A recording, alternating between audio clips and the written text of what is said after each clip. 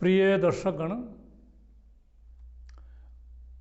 आज हम जीवनी चालीसा के 17वें पात्र पर विचार करेंगे। और एक पात्र नहीं है बल्कि एक पूरी परंपरा हम ले रहे हैं, क्योंकि हमें इस क्रमिका को 40 तक सीमित करना है, मर्यादित रखना है। इसलिए सिख परंपरा आदि गुरु नानक देव से लेकर के दशम गुरु गोविंद सिंह जी के संबंध में कुछ चर्चा करेंगे।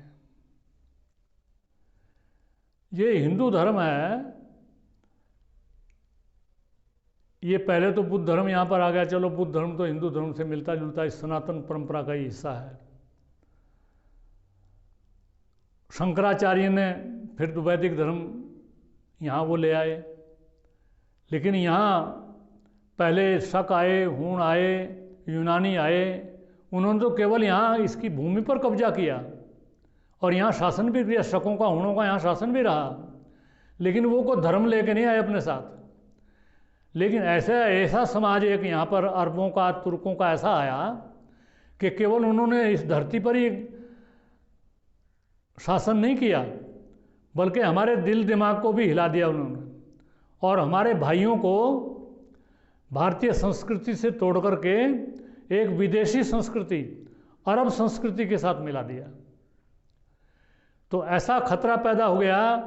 और जो हिंदू धर्म था उसमें कुछ इस प्रकार के पाखंड आ गए कि उन पाखंडों को देख करके जो भारत की जनता है, जो हिंदू लोग थे, उनके अंदर कुछ आस्था कम हो गई और कुछ उनका लालच में और भय में वो अरबों से, तुर्कों से, मुगलों से, इनसे प्रभावित हो गए, हिंदू धर्म को छोड़ करके, और वो परकीय धर्म जो बाहर का धर्म था, इस्लाम, उसको स्वीकार करने लगे।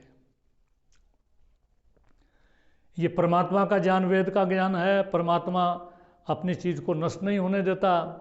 परमात्मा ने यहाँ पर एक संत परंपरा चलाई, उसमें बहुत से संत हुए, उनमें एक परंपरा, ये सिख परंपरा भी चली। ये हिंदू धर्म का ही एक अंग है। और इनके सबसे पहले जो आदि गुरु हुए वो नानक देव जी हुए। पूरा हिंदू समाज नानक देव जी को मानता है। ऐसा नहीं कि जो पगड़ीधारी हैं और सिख हैं वही मानते हैं। जितने सिख हैं ना, उससे ज़्यादा सहजधारी सिख हैं जो केस नहीं रखते, पगड़ी नहीं बांधते, लेकिन गुरु नानक को मानते हैं वो। तो ऐसा गुरु नानक देव जी ने ये एक परमात्मा का, एक ओंकार का, ओंकार अपना ओम ही है, बस एक ओंकार को लेकर के वो चले और एक परमात्मा को लेकर चले। और इतना ही नहीं, जो छुआछूत हिंदू समाज में थी, जिसके कारण से लोग हिंदू समाज को छोड़ करके मुस्लिम समाज में जा रहे थे, उसको इन्होंने सहज में समाप्त कर दिया।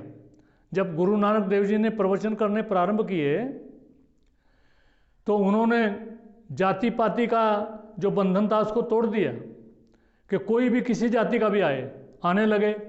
और पंगत के साथ में इन्होंने लंगर भी शुरू कर दिया कि पहले लंगर जिमो सब बैठ करके इकट्ठे, छोटी जाति का हो, बड़ी जाति का हो। कुछ लोगों ने विरोध भी किया, लेकिन ज़्यादा विरोध चला नहीं। और एक प्रकार से इन्होंने छुआछूत को सहज रूप से इन्होंने समाप्त कर दिया। गुरु नानक देव जी लगभग 70 वर्ष रहे। उसके बाद उन्होंने अपना शिष्य, लैना उनका एक शिष्य था, उनको उन्होंने पहला शिष्य बनाया, उनको अंगद नाम दिया उन्होंने। और अंगद के बाद फिर अमरदास, रामदास, गुरु अर्जुन देव, बहुत बड़ा योगदान है। गुरु अर्जुन देव ने जहांगीर के समय में बहुत बड़ी शहादत दी। उनको मुसलमान बनाने के लिए जोर डाला गया, लेकिन उन्होंने इस्लाम को कबूल नहीं किया और उनको रावी नदी के तट पर लाहौर में उनको शहीद कर दिया गया। उसके बाद उनके पुत्र हरगोविंद सिंह, हरकृष्ण, हरराय, तेग बहादुर, नौवें गुरु, उनका बहुत बड़ा योगदान है। कश्मीर के जब ब्राह्मण उनके पास आए आनंदपुर साहब में और उनसे कहा कि औरंगजेब हमारे पर दबाव डाल रहा है कि मुसलमान बनो, बहुत लोग कश्मीर में मुसलमान बन भी गए। आजकल जो ये सारे उग्रवादी शेख अब्दुल्ला आदि हैं, ये सारे ब्राह्मणों की वंशज हैं, उन्हीं ब्राह्मणों के मुसलमान बन गए। लेकिन जो बचे थे उनको भी बनाना चाह रहा था। तो गुरु तेग बहादुर ने कहा कि भाई ये तो बहुत बड़े बलिदान की आवश्यकता है इसमें। तो उनके बेटे गोविंद राय उनकी बगल में बैठे थे कि पिताजी आपसे बड़ा आदमी कौन हो सकता है। तो बेटे की ये बात सुन करके गुरु तेग बहादुर ने कह दिया पंडितों को, कश्मीरी पंडितों को, कि जाओ औरंगजेब को कह दो कि हमारे गुरु तेग बहादुर हैं, उनको मुसलमान बना लो तो मैं मुसलमान बन जाऊंगा। तो उसने ऐसा ही कह दिया।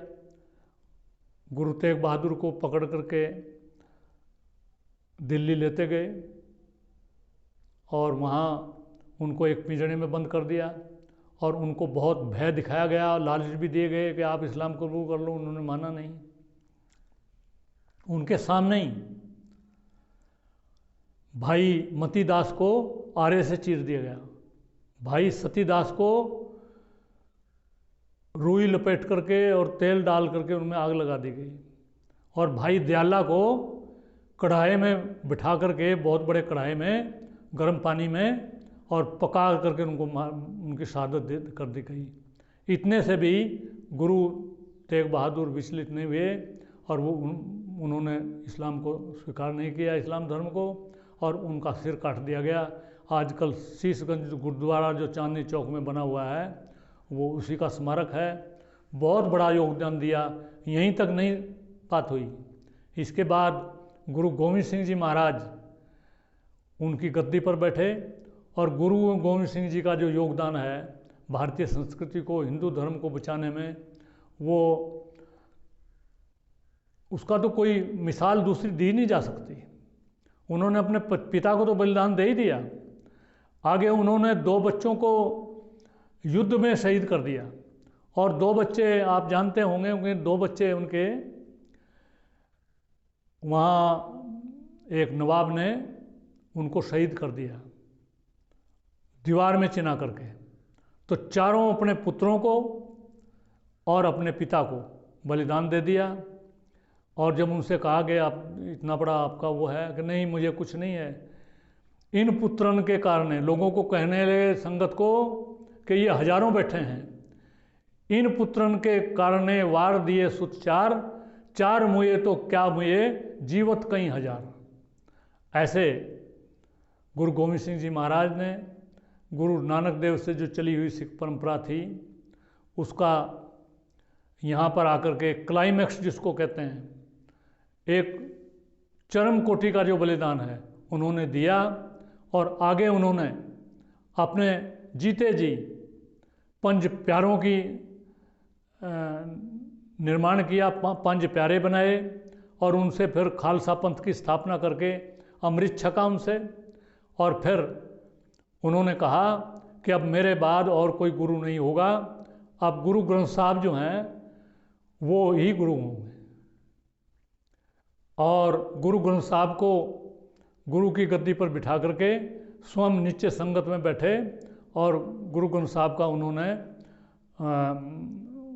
माथा टेका उसके सामने।